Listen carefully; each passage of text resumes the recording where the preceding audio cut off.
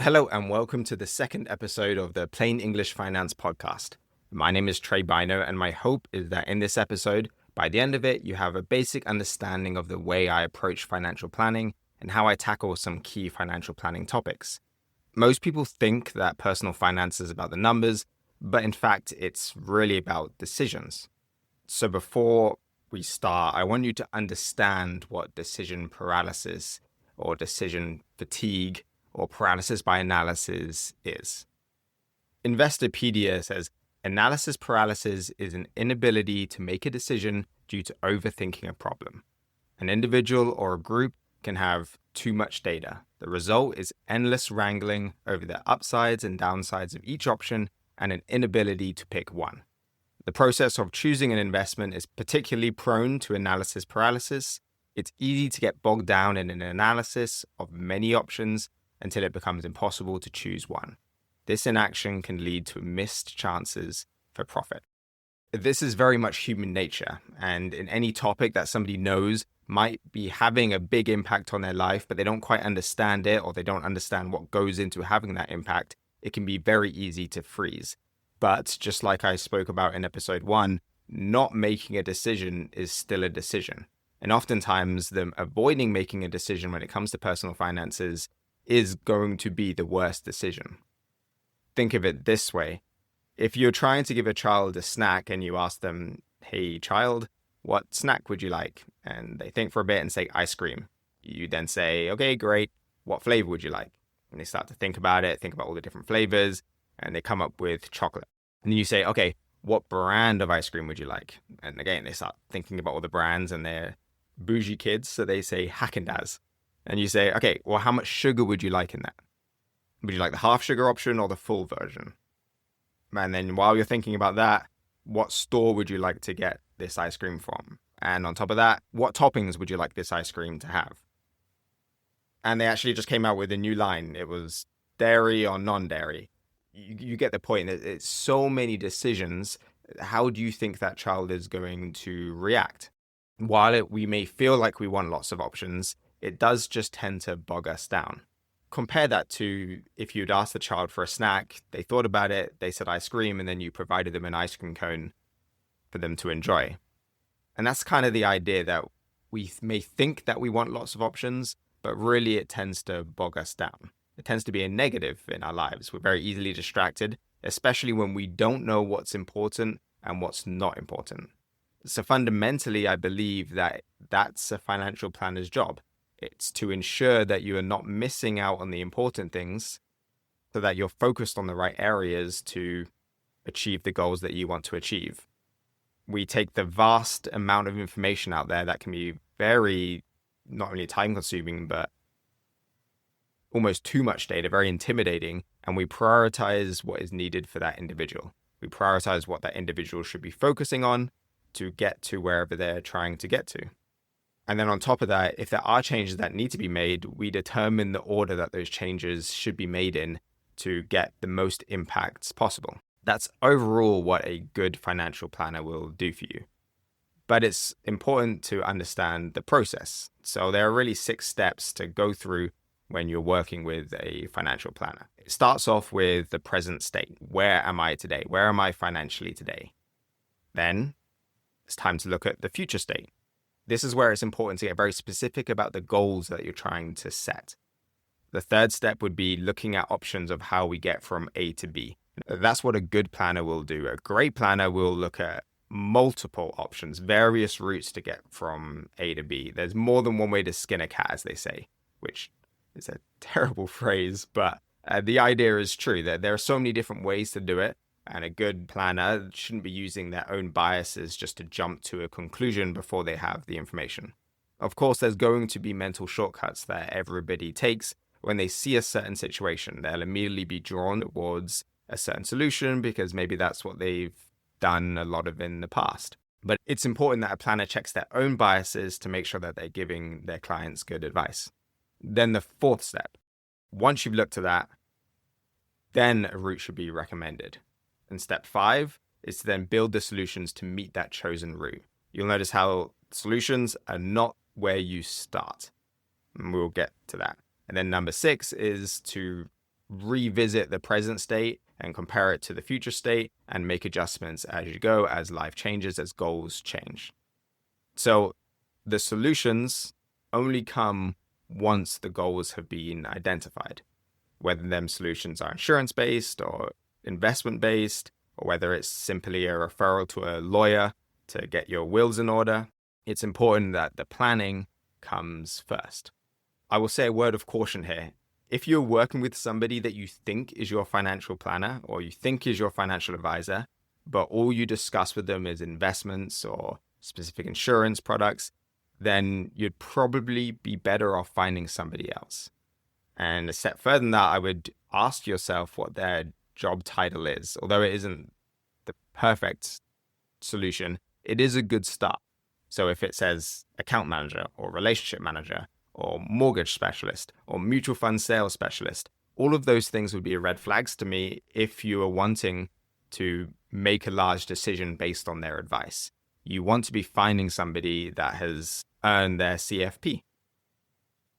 So ran over, but that is a problem in the industry. It can be very difficult to tell the difference between two individuals, but it is important that you understand that oftentimes there is a difference and that you're getting your advice from a good source. So that breaks down the stages that you should be expecting to go through along a financial planning journey. But I really wanted to go through briefly some key areas and how I address them. Fair warning, don't worry if these concepts are foreign to you.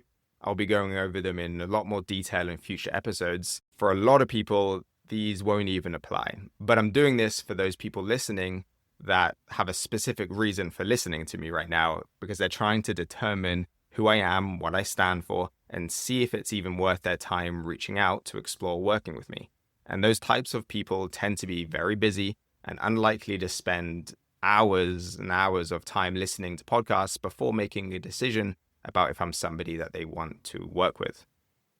They really just want to know a few things. They want to know if my values align with theirs, if I'm competent at what I do, if I'm the type of person that they would like to work with, and if I'm the type of person that they want looking after their finances while their focus is on other things. So if some of this you don't understand, don't worry.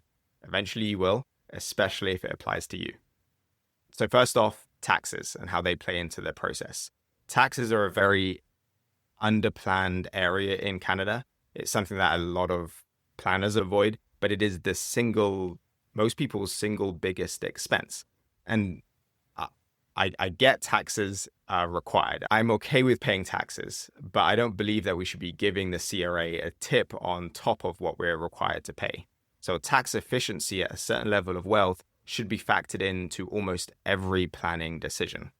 That's part of the reason I regularly review clients' tax returns and why I structure not only my own financial life, but my clients' lives in a way that is tax efficient over the course of their lifetime. And when I say tax efficient, it's not just about saving tax today. You have to look at the bigger picture and be efficient overall. The second thing is my core cash flow principles or budgeting principles. The first one on that list would be not to be tracking expenses, but to set them. Tracking expenses is very reactionary in nature, and I am a big believer in being very intentional with the decisions that you make.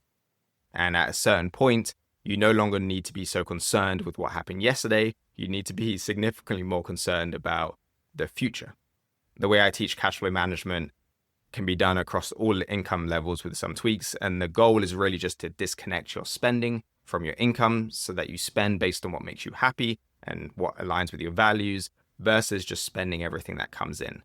And when you've made that gap between your income and your expenses, you can use that gap to further your future goals. And that's really how you build anything big financially, is to gain that gap and then exploit that gap. The second part is setting a cash ceiling. So people like to have cash. It makes you feel safe. It makes you feel secure. But unfortunately, anything that is left in cash is a drag on your financial life. So while no cash isn't practical, you should have an emergency fund. You should have some cash, but excess cash sitting in a bank account doing nothing is a drag and something that should be avoided. So the way you fix that is you have a ceiling on that cash. And vast majority of times, when you're past that ceiling, there will be somewhere better for you to put those funds. But more importantly, it gives you a system, a point of reference to come back to in the future so that we don't have to keep thinking about that and it's one less decision that we have to make. Third point would be how you'd be accumulating inside of a corporation. So corporations are not tax genies. They fundamentally allow smoothing of personal income over somebody's lifetime. For the average person, I would say that corporations are the second best option for investing. Initially, you'd want to be maximizing your personal registered accounts. They tend to be the most efficient way to hold a portfolio. And then you would switch to corporate accounts, followed by personal non-registered accounts.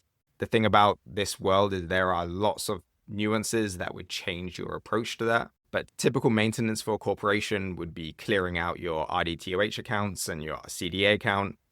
Inflation erodes those balances, so it creates a drag on wealth accumulation. You should also be prioritizing low turnover investments, specifically ones that produce capital gains inside of a corporation. Capital gains are still very tax efficient in Canada. So it's a very efficient way to get money out of a corporation and to earn growth inside of a portfolio because the tax is fully deferred. And then you should also be looking at removing shareholder loans and things like that inside of the corporation. Any free money that can be taken out of the corporate structure should be. Prior to 2019, it was very common that people would leave shareholder loans to be invested inside of the corporation, but they made some changes and it's no longer the most tax efficient way to do things, especially depending on how funds are held within the holding company. So if you're earning interest income is a prime example of that. Number 5 would be charitable giving. So charitable giving should be done through appreciated investments before you're writing checks or giving cash. And you get bonus points if the appreciated investments were held inside of a corporate portfolio. Number 6 is how I manage risk of a market crash for retirees. I use the war chest methodology, so I hold X number of years of safety in bonds and cash to allow the growth part, likely the equity part of the portfolio, to recover in down years. And the number of years we hold will depend on the risk tolerance of the clients. The evidence actually suggests that the most optimal way for somebody to invest over their life course is 100% equity, even with the big downs and the big crashes. But most people don't have the risk tolerance for that. I don't even think I would have the risk tolerance for that. The good news is that at retirement, when you're needing to draw down these funds, having years of cash there doesn't negatively impact the overall outcome too much, at least not enough for me not to want to do it. So then on to risk tolerance. This plays obviously a big role in recommendations, but there is a direct correlation between financial literacy and somebody's risk tolerance. So when I'm making an initial suggestion, when we're going through that process, I'm basing my risk tolerance on their capacity to take risk, not their willingness to take risk. So somebody's ability to absorb and take investment risks, especially if we're talking specifically about the markets, but then the goal will be to try to coach them towards their risk capacity so that their risk tolerance matches their risk capacity. But if their risk tolerance is significantly lower than their risk capacity, then this will be something that we will be working on consistently to improve their financial literacy, to increase their risk tolerance. So the final recommendation I make will be based on the lower risk tolerance, but just know if there is a gap, it's something that we will be working on. So number 8 is my investment philosophy for asset allocation. Simply put, numbers show you want to be as high equity as you can. You want to own things versus lend people money to own things. But that obviously comes with some volatility. So what you can do is invest to the right time frame. What that means is if you need money within 3 years, then you should be looking at cash and things like that, cash equivalents. 3 to 5, 6, 7 years, you should be a lot of fixed income, but you can start looking at high quality equity. And the longer term, you do want to be as close to 100% as you can. Next will be my investment philosophy for investment selection. I am a low-cost index fund user. I think that should be the core of almost everybody's portfolio, especially with funds that you need in order to meet your goals or objectives. And then if you are trying to outperform the market, then you should do so based on the data and the fundamentals. So that's going to be small cap, high quality type equity. I tend to use either Vanguard or Dimensional to build the core of clients' portfolios, but we'll talk more about that in future episodes. Next up is my investment philosophy for asset location, not to be confused with allocation. Location is where you choose to hold different investments. Let's say, for example, you have $1 million and you are a 60-40% balanced investor. That's $400,000 of that in fixed income and $600,000 of that in equity. But that $1 million is split between RSPs, TFSAs, corporate accounts, non-registered accounts. You get to pick where you hold that $600,000 of equity or where you hold that $400,000 of fixed income. And you make that decision, or you should be making that decision based on your goals, but also based on what's going to give you the most money after taxes. Next thing is my inclination towards flexibility. So goals change, and I prefer to have options for when that happens. If I had two choices, path one means that I must do exactly the same thing as I'm setting up or intending to do today in the future. And path two gives me the flexibility to change things in the future, but let's say it's 1% less effective. Personally, I would choose the path that gives me the flexibility. You may see that your priorities have shifted over time, and I just prefer to have a degree of flexibility than lock myself in a path that I might later regret. Point 12 is how I choose to view risk. Risk means lots of different things to different people. So for that reason, I look at risk through a very specific lens. And that lens is the chance of a bad overall outcome. What does that mean?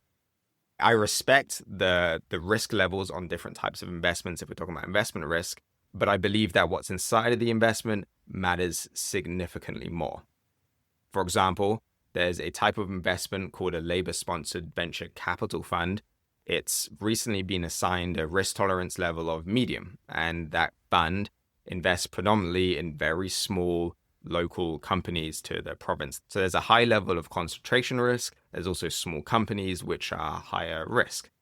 That medium rating is the same risk rating as a global equity fund holding 12,000 different companies across the planet. Those two are not even the same type of risk. But when you look at how much they go up and down, it might look similar.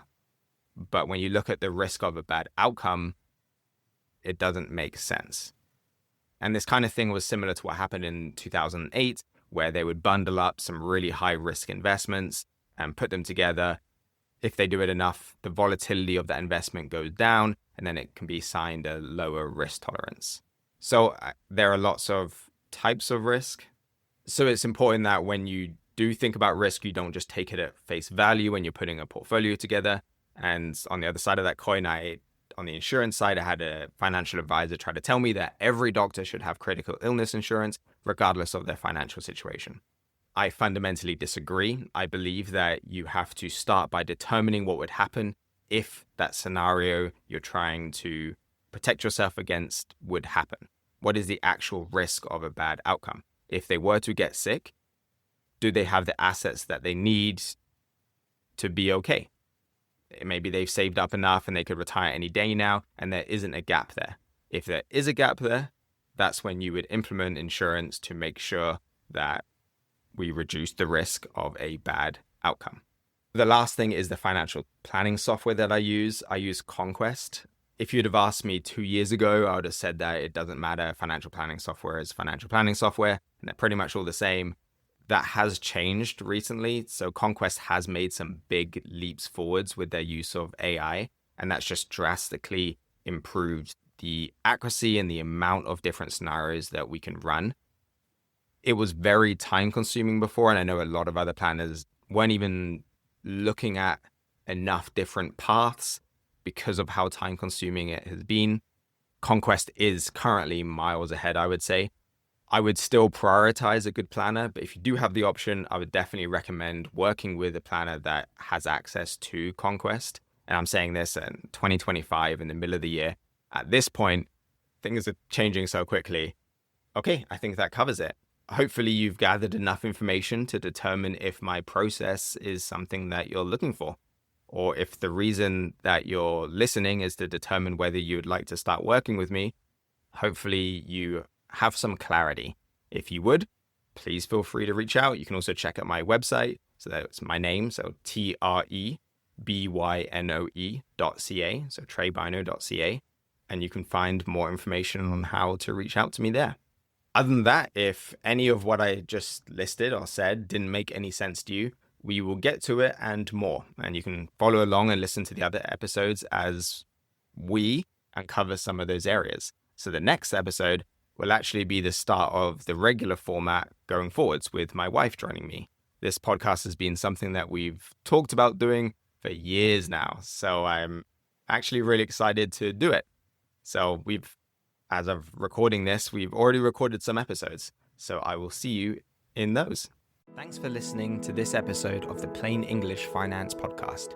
Tre Bynoe, Certified Financial Planner, Chartered Investment Manager, is a financial planner with TC Wealth Management and Aviso Wealth. You should always consult with your financial, legal, and tax advisors before making changes. This podcast is provided as a general source of information and should not be considered personal investment advice or solicitation to buy or sell any securities. The views expressed are those of the individual and are not necessarily those of Aviso Financial Inc. Mutual funds and other securities are offered through Aviso Wealth, a division of Aviso Financial Inc.